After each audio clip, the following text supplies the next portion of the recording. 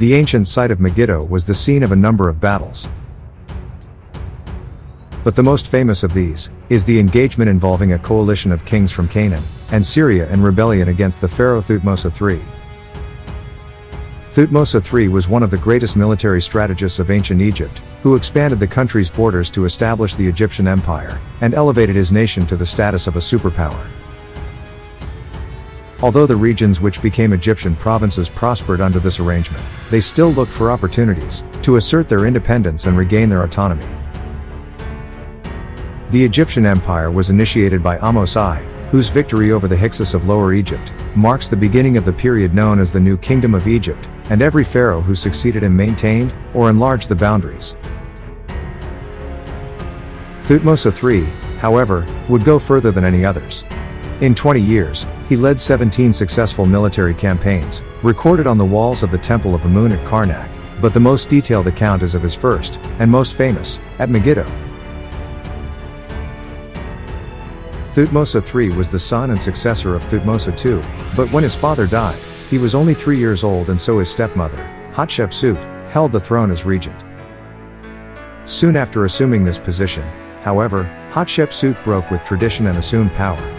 Thutmose III spent his youth at the court of Thebes, in military training, and pursuing the kind of education expected for a prince of the new kingdom. After her first few years as pharaoh, Hatshepsut organized no major military campaigns, but kept her forces at peak efficiency and, when he proved able, promoted Thutmose III to commander of her forces. She was one of the most powerful, resourceful, and efficient monarchs in Egypt's history and, when she died, left Thutmose III a prosperous country, with a well-organized and highly trained fighting force. Hatshepsut had maintained the empire steadily throughout her reign, but when she died, the kings of Megiddo and Kadesh rebelled against her successor, whom they seemed to have believed was weak. It was actually fairly common in the ancient world for subject states to rise against a new ruler in order to take advantage of the transition of power to win their independence. It is possible, in fact, that Hatshepsut anticipated this, and that there seems to be some evidence that Thutmose III's first campaign had been commissioned by her. This claim is disputed, however. The coalition between the Canaanites of Megiddo and the Syrians of Kadesh attracted others dissatisfied with Egyptian rule, who gathered their forces outside the city of Megiddo in late 1458 or early 1457 BCE. Thutmose wasted no time in mobilizing his forces and marching from Thebes toward the city. The army covered 150 miles in 10 days and rested at Gaza, before moving on to the town of Yahim, where Thutmose halted to confer with his senior staff. There were 3 roads they could take from the nearby town of Aruna to reach Megiddo: a narrow pass, which would require the army to march in single file, and 2 other broader roads, which would enable faster and easier movement. The generals claimed they had intelligence that the enemy was waiting for them at the end of the narrow pass, and further progress would be slow and difficult, with the vanguard reaching the battle site while the rearguard was still on the march. Thutmose listened to their counsel but disagreed with their points. The generals instantly bowed to his decision, and then Thutmose addressed his army. He encouraged them to march swiftly on the narrow road, and assured them that he, himself, would lead from the front. The chariots and wagons were dismantled and carried. The men led the horses single file through the pass to emerge in the Kenna Valley by Megiddo, after reaching at the end.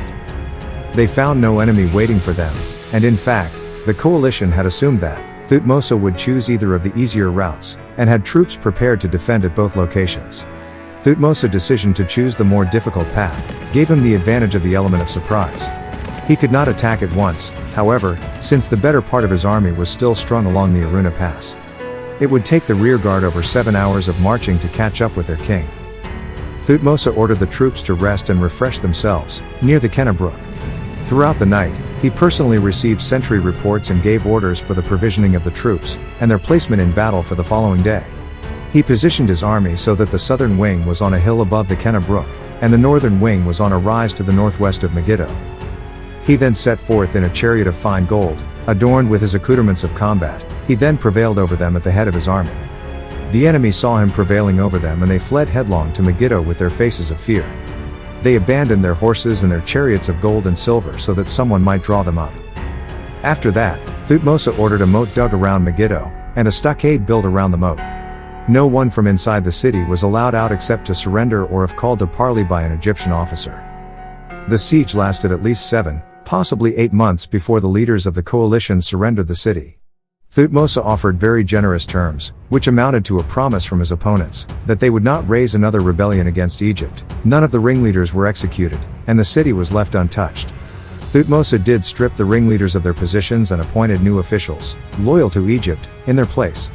He also took their children as hostages back to Egypt to guarantee their good behavior. Although this may sound harsh, the hostages were well cared for and continued to live at the level of comfort they were used to. The children were educated in Egyptian culture and, when they came of age, were sent back to their lands with an appreciation for and loyalty to the Egyptian pharaoh.